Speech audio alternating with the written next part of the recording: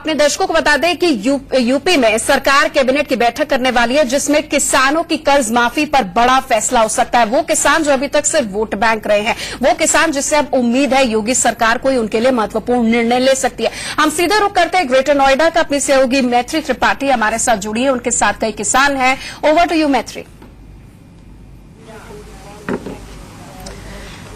शुक्रिया निहारिका। मैं इस वक्त ग्रेटर नोएडा में स्थित चठेड़ा गांव में हूं, जो कि तकरीबन 30-40 किलोमीटर की दूरी पर है नोएडा से।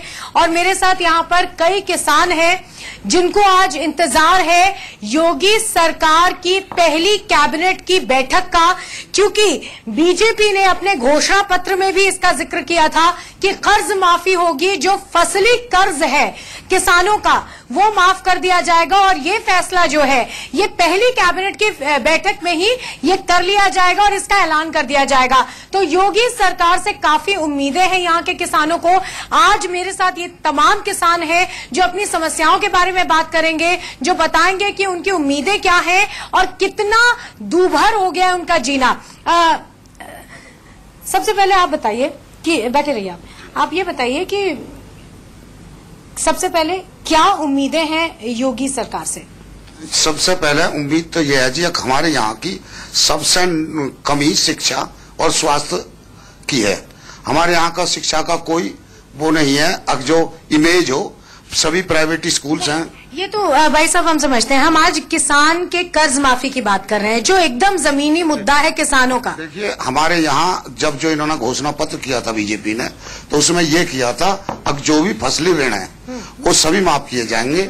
अब ये कहाँ तक करते हैं ये तो इनकी बात है। उम्मीद तो यही है अब किसानों के लिए ये ज्यादा से ज्यादा और लाभदायक जो सरकार रहे। अब इसमें ये क्या निर्णय लेते हैं ये तो योगी मुख्यमंत्री जी का वो होगा पहल। आगे किस पहल पे ये किस उस पे जो है कितने उस पे जो है ऋण माफी करते हैं। अच्छा, बहुत सारी उम्मीदें हैं, जैसा कि हम बात कर ही रहे हैं कि गन्ना किसानों के लिए भी नई योजनाएं आ सकती हैं। ऋण माफी के बारे में तो हम बात कर ही रहे हैं। आप बताइए, इस पूरे इलाके में जो किसान हैं, अधिकांश किसान जो हैं कर्ज लेकर फसल उगाने की कोशिश करते हैं, फिर फसलें नहीं होती, दिक्कत ही होती है, और साल दर साल ये जो कर्ज है इसका दबाव जो है, बोझ जो है वो बढ़ता जाता है किसानों पर। किस तरह की समस्याओं से जूझते हैं किसान? हमारे यहाँ के किसान बहुत परेशान हैं और सभी ने भारतीय जनता पार्टी को उत्तर प्रदेश में और केंद्र में दोनों में सरकार बनाई।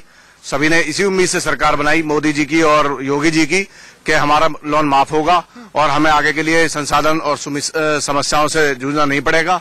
आज कैबिनेट की पहली बैठक उत्तर प्रदेश में माननीय मुख्यमंत्री योगी जी ले रहे हैं और सारे हम लोगों को ये उम्मीद है कि उसमें जो निर्णय होगा, कैबिनेट की बैठक में जो निर्णय होगा वो हमारे पक्ष में होगा।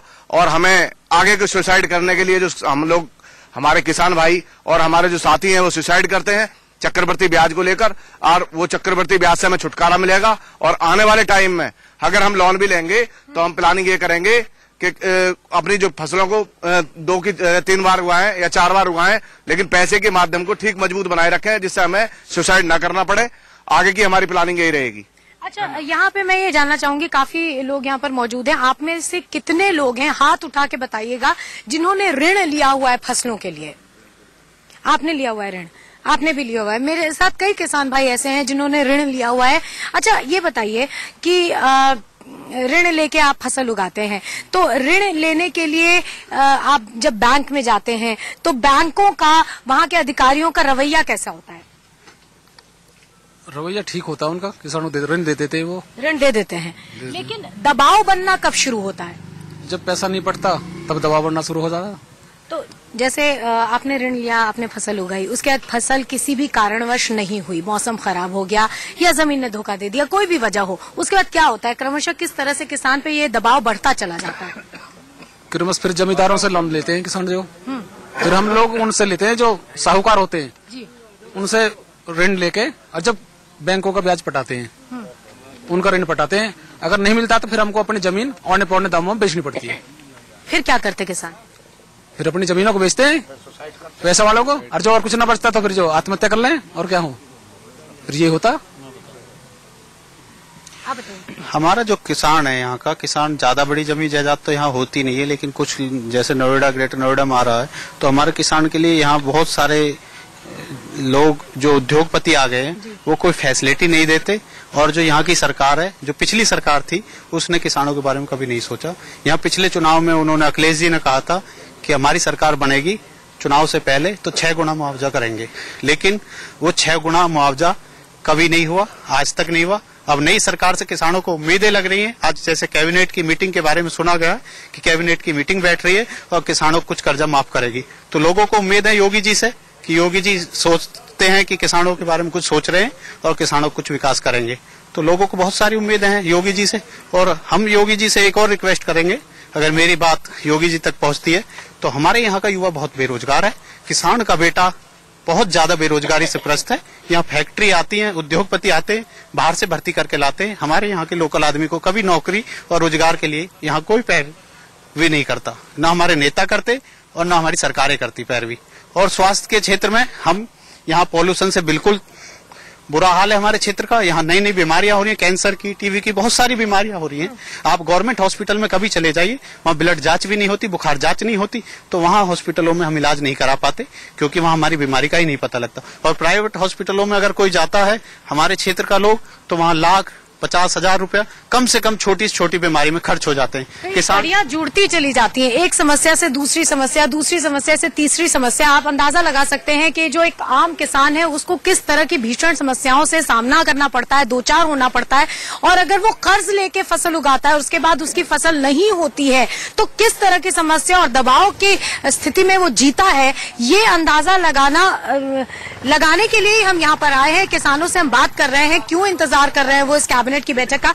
आप बताइए दादा, ये बताइए कि हमने उन भैया से भी बात की कि ऋण लेके किसान फसल उगाने की कोशिश करता है, उसके बाद फसल अगर नहीं सक्सेसफुल होती है क्या, तो घर के हालात किस तरह के हो जाते हैं? घर के हालात खराब हो जाते हैं, खाने के लिए उसको नहीं मिलता, पैसा नहीं आएगा, जब अन्न पैदा नहीं होगा तो उसका जो पढ़ाई का भी, शिक्षा का, सब कुछ, बीमारी का, हर स्थिति उसकी डामाडोल हो जाती है। मजबूरी में फिर वो जब बैंक से लोन जो लिया है वो अदा नहीं होता तो फिर वो बाहर के साहूकार से लेगा, वहाँ ज्यादा इंटरेस्ट पे ब्याज मिलता है, तो उसको रिकवरी कराने में बड़ी दिक्कत होती है।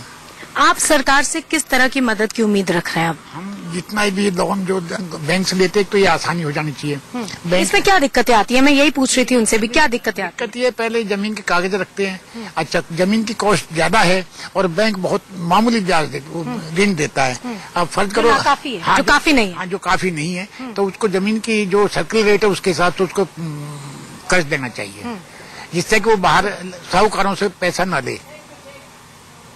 कई किसान ऐसे भी होते होंगे कि इस तरह से जो सहकारी बैंक्स हैं, जो बैंक्स हैं सरकारी, उनसे ऋण नहीं ले पा रहे हैं, तो जितने स्थानीय साहूकार हैं उनसे पैसा लेने को विवश हो जाते हैं। ऐसे में तो और भी बड़ी खराब स्थिति उत्पन्न हो जाती होगी। हाँ जी, क्या है कि वो बाहर के साहूकार को इंटरेस्ट ज्यादा है और सहकारी बैंक जितने इनका इंटरेस्ट जो कम है, 7% या 11% लेते हैं। बाकी जो ये प्राइवेट यूपी गवर्नमेंट के बैंक है ये 12% तक लेते हैं। तो आदमी कोशिश ये करता है कि जो राष्ट्रीयकृत बैंक है उनसे लोन मिला जाए और वो उसका जो ब्याज होता है वो भी साल का होता है, 1 साल के अंदर उसको पेमेंट करना पड़ता है। इसके बीच बीच में वो थोड़ा थोड़ा करके उसको अदा कर देता है। बाई चांस फसल मर गई, गेहूं नहीं हुआ या गन्ना नहीं हुआ तो फिर बड़ी मुश्किल हो जाती है। तो इस वजह से हमारे मुख्यमंत्री से यही रिक्वेस्ट है कि जो जिन पे लोन है उसका और आगे के लिए जो लोन मिले उसको जो बिगर इंटरेस्ट के दिया जाए काश्तकार को। तो बहुत सारी समस्याएं तो हैं ही किसानों की, और जो छोटी छोटी बातें हैं जिनका ध्यान देने की जरूरत है, जिन पर जैसे इस तरह की व्यवस्था बनाई जाए कि जो किसान है वो सहकारी बैंकों से ऋण ले सके और इसमें उनको दिक्कत ना हो, ऐसी स्थिति न पैदा हो कि उनको लोकल जो साहूकार है उनसे ऋण लेने की जरूरत पड़े। जाहिर तौर पे क्योंकि उनका जो स्ट्रक्चर है वो बहुत ही उनके लिए दिक्कत पैदा करता है और उसके बाद ज्यादा उनको ऋण भुगतान करना पड़ता है, तो उनको लोकल जो साहूकार है उनसे ऋण लेने की जरूरत पड़े। जाहिर तौर पे क्योंकि उनका जो स्ट्रक्चर है वो बहुत ही उनके लिए दिक्कत पैदा करता है और उसके बाद ज्यादा उनको ऋण भुगतान करना पड़ता है, तो और दिक्कतें उनके लिए होती हैं। तो इन तमाम चीजों के लिए यहाँ के किसान इंतजार कर रहे हैं इस बैठक के लिए कि क्या योगी सरकार इस बार वाकई कल्याणकारी योजनाएं लेकर आती है किसानों के लिए, क्या वाकई ऋण माफी होती है और क्या वाकई बीजेपी ने घोषणा पत्र में अपने जिस तरह के वादे किए थे और जिस तरह से प्रधानमंत्री जब भी वो चुनाव सभाएं करते थे तो उत्तर प्रदेश में उन्होंने कहा था बाकायदा कि पहली कैबिनेट की बैठक के साथ ही सबसे पहला फैसला और सबसे बड़ा फैसला जो होगा वो ये होगा कि किसानों के ऋण को माफ कर दिया जाएगा। इसका इंतजार यहाँ पर मौजूद तमाम किसानों का। आप सभी का बहुत बहुत शुक्रिया हमारे साथ बने रहने के लिए। यहाँ रुक रहे एक छोटे से ब्रेक के लिए, फौरन लौटते हैं। इंडिया न्यूज पे खबरें लगातार जारी हैं।